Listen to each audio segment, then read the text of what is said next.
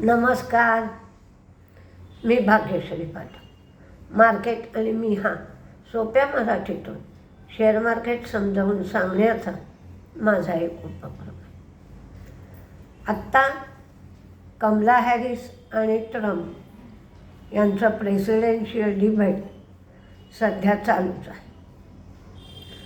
ते संपेल तेव्हा आपल्याला समजेल काय झालं आहे.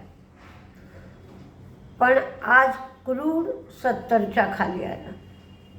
हे तात्पुरतं नाचण्यासाठी ठीक आहे, पण याचे परिणाम हे असंच जर क्रूडचा रेट खाली राहिला तर परिणाम भारतालाही भोगावे लागतात आणि बाकीच्या सगळ्या जगालाही भोगावे लागतात.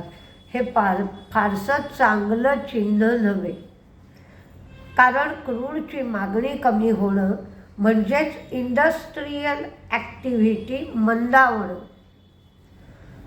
आता बऱ्याचशा देशांची अर्थव्यवस्था ही क्रूडवर अवलंबून आहे, म्हणजे ते क्रूड विकतात. आपण क्रूड खरेदी करतो, अशा दृष्टीने भारताची अर्थव्यवस्था क्रूडवर अवलंबून आहे.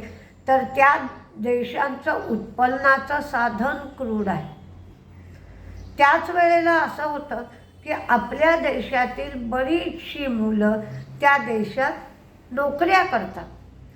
त्यांचे पगार कमी होतात, त्यांना कामावरून काढून टाकलं जातं. त्यामुळे त्या देशातून येणारे रेमिटन्सेस भारतात, म्हणजे ते लोक जे पैसा पाठवतात तो पैसाही कमी होतो. या सगळ्या दृष्टीने लाँग रनमध्ये क्रूडचा भाव कमी होणं चांगलं नाही. म्हणजे क्रूडचा भाव स्टेबल राहिला पाहिजे, तो कमी पण नाही आणि जास्त पण नाही, सगळ्यांच्या दृष्टीने तो योग्य राहिला पाहिजे. पण ओपेकनी क्रूडची मागणी कमी होईल असं सांगितलं आहे. 2024मध्ये ही मागणी 2.03 बॅरल पर डे राहील, तर 2025मध्ये 1.07 बॅरल पर डे राहील असं ओपेकचं म्हणणं आहे. त्यामुळं ते उत्पादनात कपात करतील, उत्पादन वाढवणार नाहीत.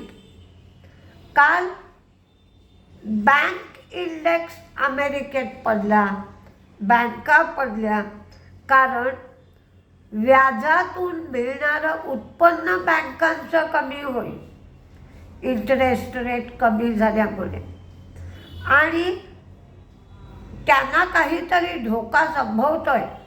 त्यामुळे कॅशचं प्रमाण जास्त ठेवा, कॅपिटल वाढवा, म्हणजे येणाऱ्या संकटाला तोंड देता येईल अशी चर्चा चालू आहे. बँकांची स्थिती कुठेच चांगली नाही.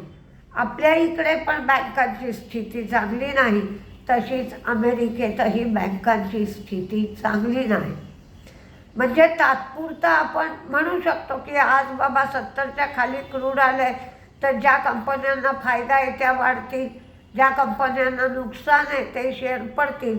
पण लाँग टर्म किंवा मिडियम टर्मसुद्धा ही गोष्ट फारशी चांगली नाही. फॉरेन इन्व्हेस्टर्सची खरेदी आहे 2208 कोटींची.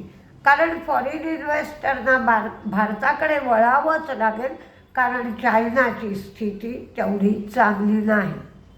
डोमेस्टिक इन्व्हेस्टर्सची विक्री आहे 275 कोटींची. क्रूड 69.43 आहे. बॉन्ड यील्ड कमी होत आहे, ते 3.65 झालं आहे.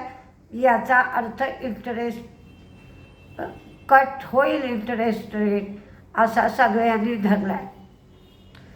रिलायन्स रिटेल आणि डेल्टा गलिन याने 50-50 जॉईंट व्हेंचर केला आहे. रेडीज आणि पिडीलाइट दोघांनीही धवल बुचच्या आगोरा ॲडव्हायझरीच्या संदर्भात खुलासे केलेले आहेत. ऑइल इंडिया, ONGC विदेश आणि काबिल यांनी UAEच्या IRH या कंपनीबरोबर MOU साईन केला. हे क्रिटिकल मिनरल सप्लाय चेन बाबतीत MOU आहे. इरिडाचा arm global green energy finance IFSC यांना international finance services centre authority म्हणजे IFSCA यांच्याकडे प्रोव्हिजनल रजिस्ट्रेशन मिळालं आहे. त्यामुळं गिफ्ट सिटीमध्ये ज्या फायनान्स कंपन्या आहेत त्यांना ते फायनान्स करू शकते. गोवा कार्बनचं गोव्यातलं जे युनिट आहे ST जोसे दे एरियन हे युनिट सुरू झालं. रामको सिस्टीम एव्हिएशन सॉफ्टवेअर 6.0 त्यांनी लॉन्च केलं. स्मार्टर एअरक्राफ्ट मॅनेजमेंटसाठी हे सॉफ्टवेअर आहे.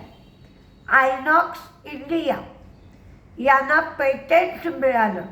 Cryogenic liquid based variable temperature cold storage unit आणि मेथड याच्यासाठी पेटेंट मिळालं.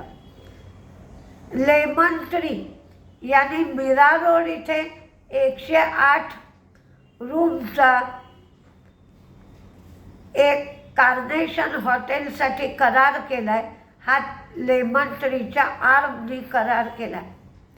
रिलायन्सने सांगितलं की ज्यांच्याकडे पार्टली पेड शेअर्स आहेत त्यांनी त्यांचा कॉल मनीचा इन्स्टॉलमेंट 20 सप्टेंबरपर्यंत भरला पाहिजे, तरच त्यांना बोनस मिळेल, नाहीतर बोनस मिळणार नाही. ज्युबिलंट फार्मोवा या कंपनीच्या वॉशिंग्टन फॅसिलिटीला व्हॉलंटरी ॲक्शन इनिशिएटेड असं सर्टिफिकेट मिळालं. कोणत्याही त्रुटी दाखवल्या नाहीत. ॲस्ट्रा मायक्रोवेव्हनी प्रीमियर एक्सप्लोजिव्ह हैदराबाद यांच्याबरोबर प्रॉडक्ट डेव्हलपमेंट करायचं आणि मार्केटिंग करायचं याच्यासाठी MOU साईन केलं आहे. आज मेटल इंडेक्समध्ये मंदी दिसत होती. बॉम्बे डाईंगनी 8,054 स्क्वेअर फूट एवढी जमीन 440 कोटी रुपयामध्ये सुमिटोमोला विकलेली आहे. आणि IDBIमध्ये UAEच्या एका बँकेला इंटरेस्ट आहे. जेन्सॉल आणि मॅट्रिक्स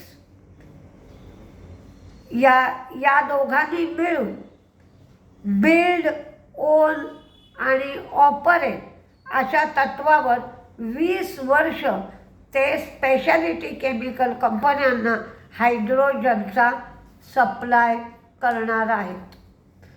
आज कोणत्या कंपन्या तेजीत राहतील आणि कोणत्या मंदीत राहतील हे पाहूया.